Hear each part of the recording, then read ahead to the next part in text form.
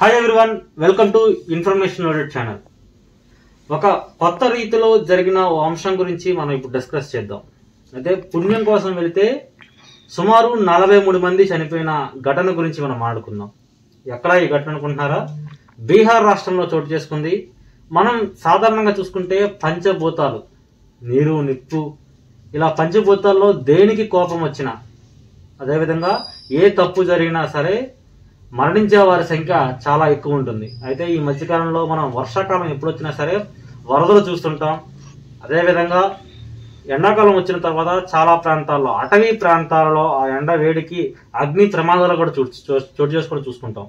అయితే ఇప్పుడు బీహార్ రాష్ట్రంలో ఏకంగా ఒక్క రోజులో 43 మంది చనిపోయిన సిచ్యువేషన్ అయితే చోటు చేసుకుంది. ఇది చాలా తక్కువ మందికి తెలుసు. అసలు ఏం జరిగిన అంశంపై పూర్తిగా వివరాల్లోకి వీడియోకి వెళ్ళిపోదాం. అయితే బీహార్ రాష్ట్రంలో ఎప్పుడు కూడా ప్రతి ఏడాది ఒక పండగ చేసుకుంటారు, జీవిత్ పుత్రిక. దీన్నే జీవితయా అనే పండగగా పిలుచుకుంటారు. ఈ పండగ ముఖ్య ఉద్దేశం ఏంటంటే పిల్లల ఆరోగ్యం, వారి భవిష్యత్తు మంచిగా ఉండాలని తల్లులు ఈ పండగ చేస్తూ ఉంటారు. ఈ పండగ నేపథ్యంలో వారి ఉద్దేశం ఒకటే, వారి పిల్లల భవిష్యత్తు బాగుండాలని రోజంతా ఉపవాసం ఉండి, ఉపవాసం అనంతరం పిల్లలతో పాటు వెళ్లి వారి దగ్గరలో ఉన్న నదిలో స్నానం ఆచరించిన తర్వాత ఆ భగవంతుణ్ణి తమ పిల్లల భవిష్యత్తు చాలా బాగుండాలి, అదేవిధంగా వారి ఆయురారోగ్యాలతో ఉండాలి, వారి ఆరోగ్యం స్థితి చాలా బాగుండాలి, అదేవిధంగా మంచి చదువు అవలంబించాలి అనే ఉద్దేశంతో వారందరూ కూడా దేవుణ్ణి, ఆ పరమాత్మను కోరుకుంటారు. ఆ జీవితీయ పండుగలో భాగంగా బీహార్ రాష్ట్రంలో మొత్తం 15 జిల్లాల్లో ప్రతి ఒక్క కుటుంబంలో కూడా ఆ పండుగ జరుపుకునేవారు.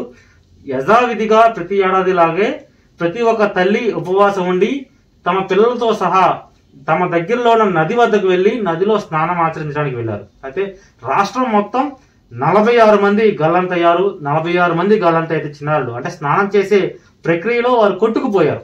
ఇప్పుడు వర్షాకాలం కావడంతో నీటి ప్రవాహం చాలా ఎక్కువ ఉంటుంది.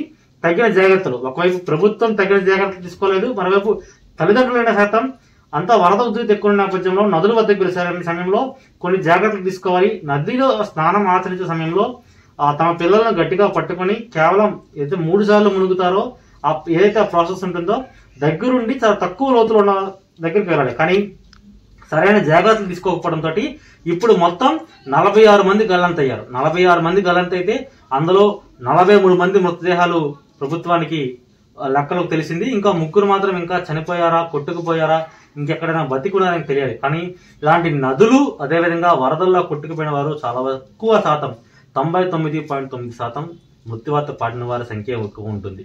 ఎవరో అదృష్టవంతులు బయటపడి బతికే వారి సంఖ్య తక్కువగా ఉంటుంది. అయితే ఇప్పుడు బీహార్ రాష్ట్రంలో ఇది పెను విషాదంగా మారింది. చాలా వరకు ఇలాంటి ఘటనలు జరిగినప్పుడు ప్రభుత్వం తగిన చర్యలు తీసుకోవాలి. ఇలాంటి ఏదైతే పండుగలు వచ్చినప్పుడు సరైన రీతిలో వారు స్పందించాల్సి ఉంటుంది. అయితే ప్రభుత్వం మృతి చెందిన వారి కుటుంబాలకు 4 లక్షల రూపాయలు ఎక్స్గ్రేషియా ప్రకటించి తూతూ మంత్రంగా చేతులు దులిపేసుకుంది. అయితే ఇప్పుడు ప్రస్తుతం అయితే దేశవ్యాప్తంగా ఇదే సంచలనమైన ఘటన. కానీ ఇది బీహార్ లాంటి రాష్ట్రంలో జరగడంతో పెద్దగా బయటికి రాలేదు.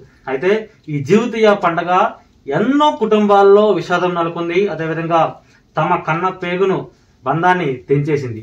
అయితే తమ పిల్లల భవిష్యత్తు కోసం ఆరోగ్యం బాగుండాలి, నిండు నూరేళ్లు బతకాలి అనే ఉద్దేశంతో ఆ తల్లులు చేసిన ఏదైతే పూజ ఉందో అది విఫలమైంది. ఏకంగా తమ చిన్నారులను తమ నుంచి జీవితాంతం కూడా విడదీసింది. అయితే ప్రస్తుతం ఈ ఘటన గురించి మీరేమనుకుంటున్నారో కామెంట్ చేయండి. వీడియో నచ్చినట్లయితే లైక్ చేయండి, షేర్ చేయండి, సబ్స్క్రైబ్ చేయడం మాత్రం మర్చిపోకండి.